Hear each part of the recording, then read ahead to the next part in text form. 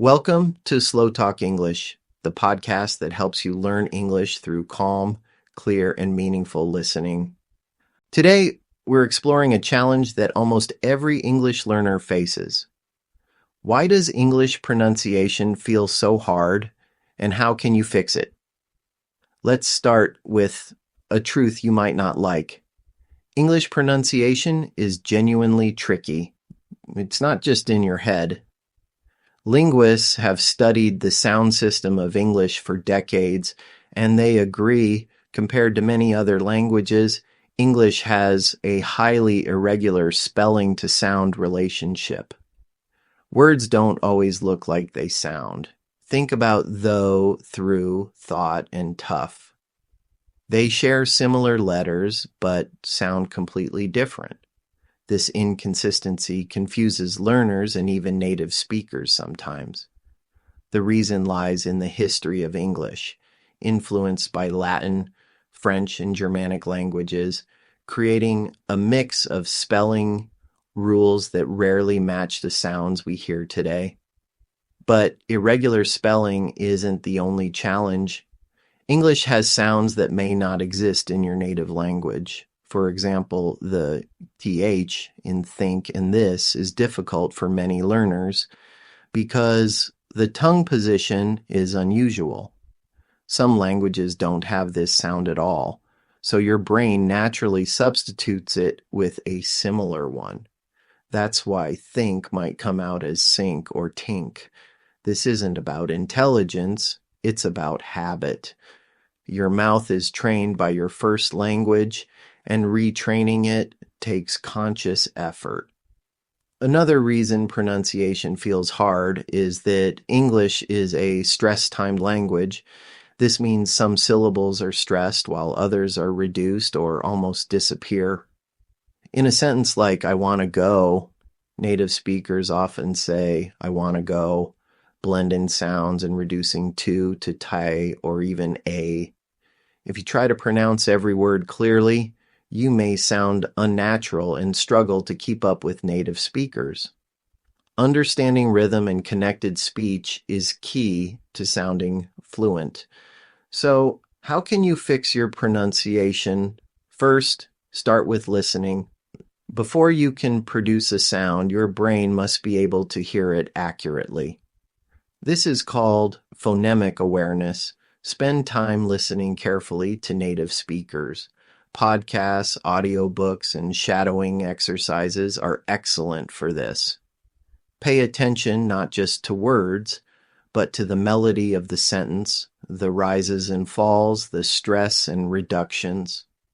English has a musicality that you need to internalize.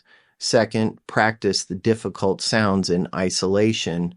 Record yourself saying words with tricky sounds like th, r, and v.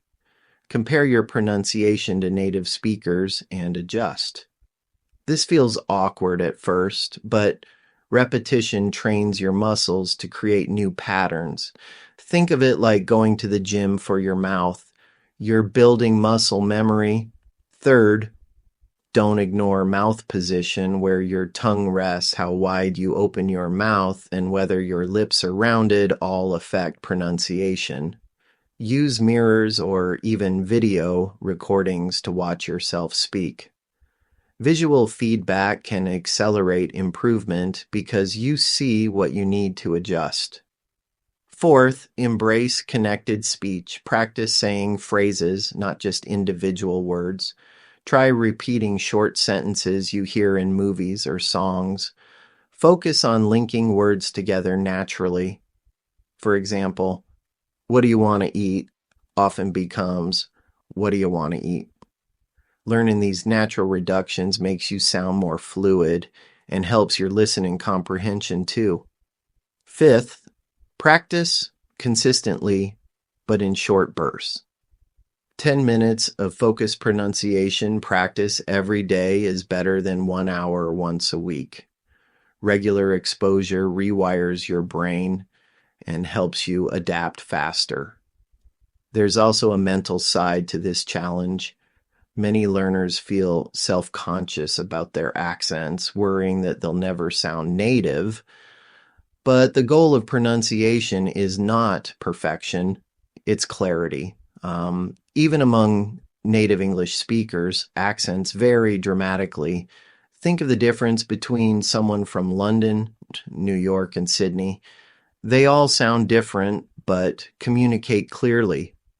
Aim for speech that others can understand without effort, not for eliminating every trace of your native accent. Another barrier is perfectionism.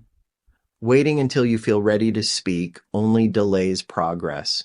You learn faster when you speak, make mistakes, and self-correct. Think of pronunciation as a skill you refine over time. Every attempt, even imperfect ones, brings you closer to clarity and confidence. It also helps to make English part of your daily life. Narrate what you're doing out loud. Read your messages or favorite books in English, sing along to songs, shadow your favorite podcast host. These small, consistent habits strengthen the connection between hearing and producing sounds. Finally, celebrate your progress. Pronunciation improves slowly, and it's easy to get frustrated. Compare your speech today to how you sounded 6 months ago, not to a native speaker. Notice the sounds that used to feel impossible, but now come easily. This positive reinforcement keeps you motivated. Thanks for listening. That was today's episode of SlowTalk English. Subscribe so you don't miss what's coming next. And remember, keep listening, keep growing,